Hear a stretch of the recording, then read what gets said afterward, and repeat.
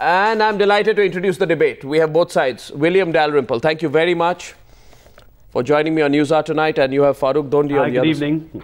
Thank you very much. I don't know if you heard Girish Karnad. They was my old friend Farooq. Unapologetic about it. My first question to you, Mr. Dondi, is let's take a look at the first argument about V.S. Naipaul's views of Islam and Muslims. Should I use a few quotes which can put this in perspective? Please. In 1998, he told The Hindu, I think when you see so many Hindu temples of the 10th century earlier disfigured, defaced, you realize that something terrible happened. I feel that the civilization of that closed world was mortally wounded by those invasions. The old world is destroyed. That has to be understood. Ancient Hindu India was destroyed. And in 1999, he said, in an interview to Outlook, Christianity did not damage India like Islam, maintaining that the Taj is so wasteful, so decadent, and in the end so cruel, that it is painful to be there for very long. This is an extravagance that speaks of the blood of the people. I have many more quotes. I don't think, you may have read some of this today.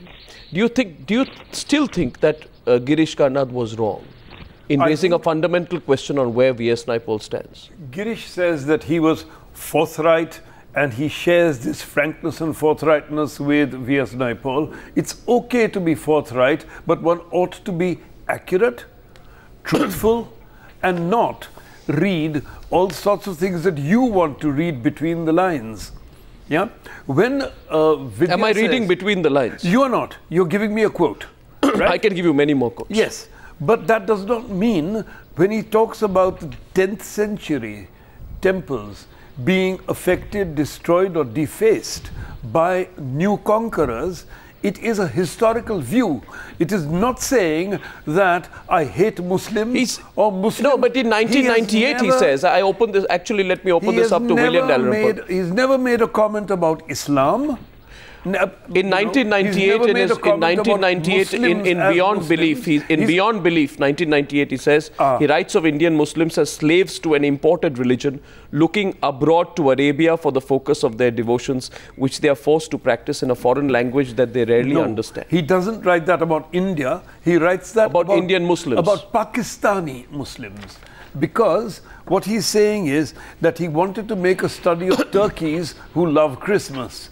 And so he went around to the countries of the converts and got stories from them about what they thought of Islam. When you read in Pakistani history books, that Pakistani history began with the conquest of Sindh by Arabia, they don't acknowledge that there was the Indus Valley civilization in that place, that there was a Hindu civilization. I think William Dalrymple is better equipped to respond. But I only put to you, with all respect, that the quotes I'm putting out today are from 1975 to 1999. None of them. They are not quotes of a certain period in a certain book or in a very specific context. None of them are about anti-Muslimism. None of them are about anti-Muslim. William Dalrymple, what do you think? They are about anti-historical distortion. Let's hear him. Let's hear William. Well, it's a really complicated story, which is why I think this whole debate is interesting. Naipaul was reacting against a Nehruvian post-war consensus, which said that the Muslims had done nothing in Indian history which in any way merited any opprobrium.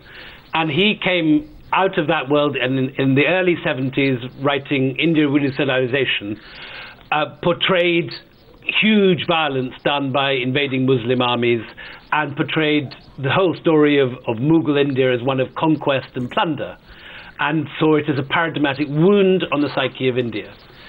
Now, what's complicated about it is that there are elements of truth in this. I mean, the early Muslim conquest by the Turkic invaders coming in the 13th century did destroy huge numbers of temples. The great University of Nalanda, with its Buddhist manuscripts, was set alight and irreparably destroyed, which was a loss to world civilization equal to that of the burning of the Alexandria Library.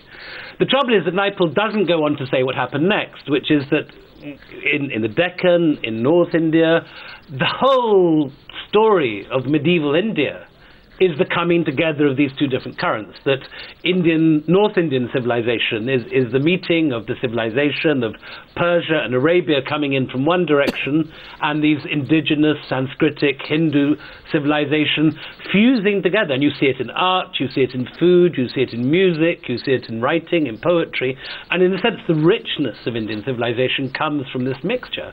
But yet for Naipaul, something like the Taj, he says, the Taj is so wasteful, so decadent, and in the end so cruel that it's painful to be there very long. Now, I think very few sane people feel uncomfortable, feel that the Taj is a monument to bloodshed and slaughter. And the reality is that, contrary to what Naipaul writes, it wasn't built by slaves conquered in war, with cracking whips. There are all over the Taj the masons' marks that showed it's done by Freemasons who are paid by the kind of, inch of stone that they lay.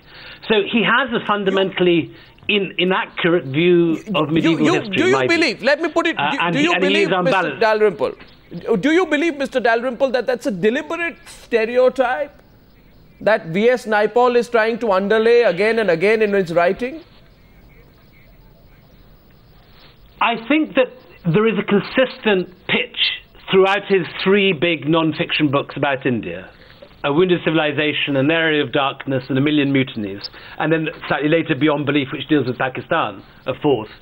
That Indian Islam is something destructive and foreign, which destroyed something pure and wonderful. Yeah, now, as a historian, when you look at that, it's just a lot more complicated than that. I mean, go ahead. For example, Vijayanagara, which is this city which he pitches as this example of Hindu purity raped by invading Muslims. Oh, yes. Now, the reality is that it's power politics in the Deccan. 5 years before Vijayanagara was destroyed, the rulers of Vijayanagara, with a whole load of sultanates, were destroying the sultanate of Ahmednagar, and they stabled their horses in the mosques of that city. Then there's a shift in politics, there's a shift in power politics, and suddenly it's Vijayanagara that gets plundered. But the reality is that Vijayanagara has horse archers modelled on Muslims. Because in An Area of Darkness, he doesn't mention Muslim destruction at all. Nothing about it. He travels around India talking to people, making friends with people, criticizing them and moving on. That quote that I just read, Farooq, I'm sorry, that quote I just read about the Taj is from An Area of Darkness. No. As far as I'll read you some more from Area of Darkness. As far as the Taj goes, Europe has its monuments to sun kings, its Louvres and its Versailles. They are part of the development of a country's spirit. Yes. They express the refining of a nation's sensibility. But he says the Mughal monuments, this is An Area of Darkness, Farooq, I've got it in front of me, the Mughal monuments are monuments to personal plunder and a country with an infinite capacity for being plundered. That is An Area of Darkness. Yes, and he does not say, he does not reproduce, or you haven't reproduced the quote from An Area of Darkness, which says... I have exactly quoted him in that very book, which you said contains no anti-Muslim prejudice. Everybody knows the stories of hands being chopped off and architects being blinded, and whether they're true or not. But they are written by Orientalist historians coming in. They have been disproved by all serious modern historians.